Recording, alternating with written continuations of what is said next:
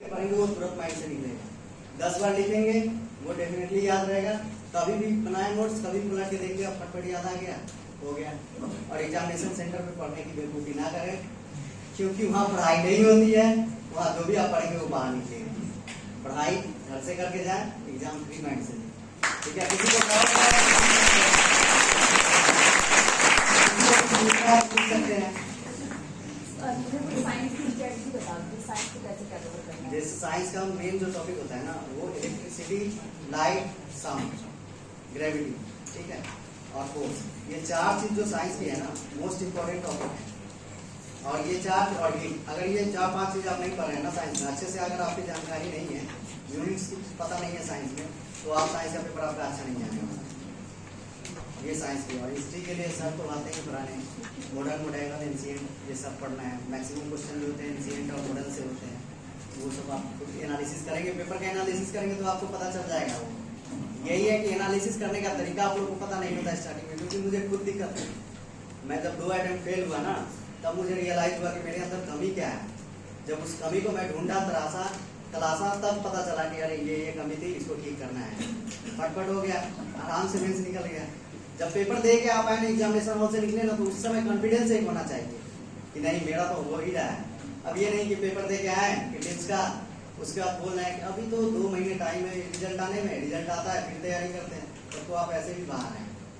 2 महीने जो आप 8 महीने में नहीं कर पाए, 1 साल में नहीं कर पाएंगे, वो 2 महीने में आप क्या पढ़ लेंगे? पॉसिबल ही नहीं है। अब वनडे एग्जाम तो है नहीं, ग्रुप डी का एग्जाम और रेलवे का तो एग्जाम है नहीं कि चलो भैया लगे हैं 4 घंटे लाइब्रेरी ज्वाइन कर लिए सर, 2 घंटे रूम में पढ़ रहे हैं। वनडे एग्जाम तो है नहीं कि आप एक ही चीज को बार बार पढ़ रहे हैं। लॉ बहुत ही क्रिटिकल चीज होता है और ये टेक्निकल चीज है, जो टेक्नोलॉजी सर बताते हैं। अगर सर ना होते ना, बाकी में हम तो यहाँ होते नहीं।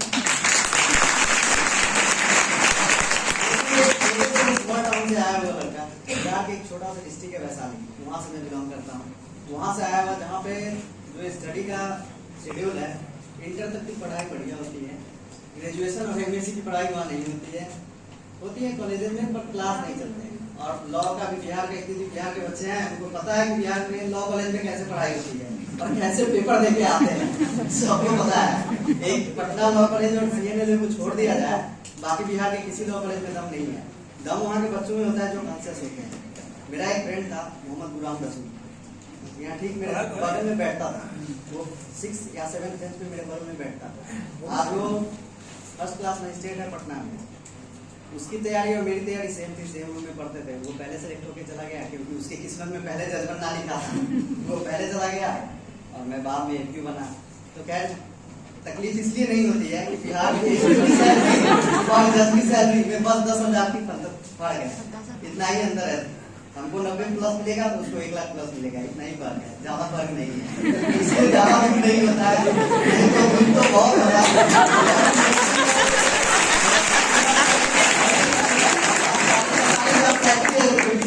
आप लोगों की सैलरी 90 प्लस है, तो वहाँ थोड़ी तकलीफ कम होती है और टारगेट ठीक से रखना चाहिए।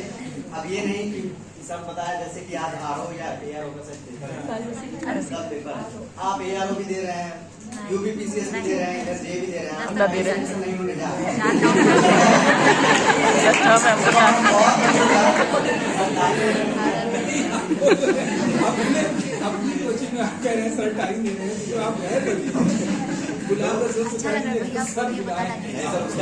सोच के आते करेंगे, भले वो नहीं आया, इस बात का मुझे दुख है। सर एक बात बोलते थे यार, बच्चे तो जब हम छोड़ के जा रहे थे, गुलाम मोहम्मद दोनों का छोड़ के जा रहे थे, तो सर एक दिन क्लास में यही खड़े थे और बता रहे हैं यार बच्चे तो यहाँ से बन के जाते हैं, दोबारा वो आपस ही नहीं आते हैं। क्या कारण है कि नहीं आते सर की? ये बात मेरे माइंड में थी।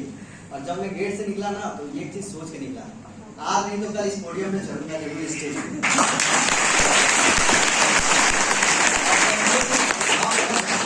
ये मैंने सोचा था जब अभी एग्जाम दिया, तो मैं सोच लिया था, मेरे घर से प्रेशर थी तुम हाईकोर्ट में प्रैक्टिस स्टार्ट करो।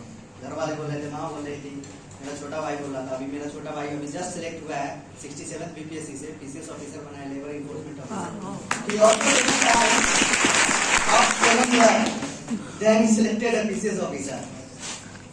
और अभी आप लोग हैं इस क्लास में, अगर सर से जितना सीखना है उतना सीख लीजिए कोई बाहर आपको बताने वाला नहीं है, ये बात आप नोट कर लें।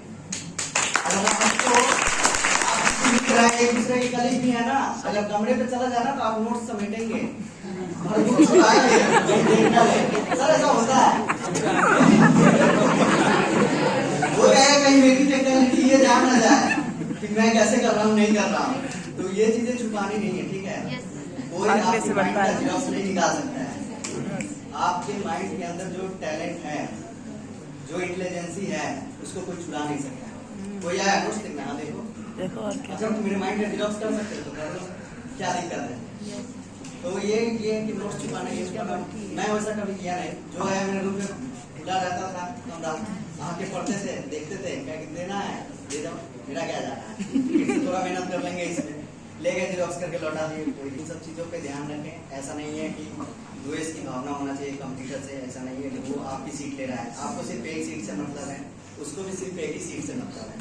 और जितना ज्यादा से ज्यादा अगर ग्रुपिंग में सिलेक्शन होती है ना, तो वहाँ ज्वाइनिंग में और मजा आता है कि सभी एक ग्रुप के हैं। नहीं तो वहाँ जाएंगे अननोन पर्सन है, किसको आप जाना है, किसको वो जाना, आपसे किसी कोई लेना देना नहीं, कोई मतलब नहीं, हायर होगा बस, बात खत्म, उतना ही तक सीमित, इसके अलावा कुछ नहीं होने वाला है।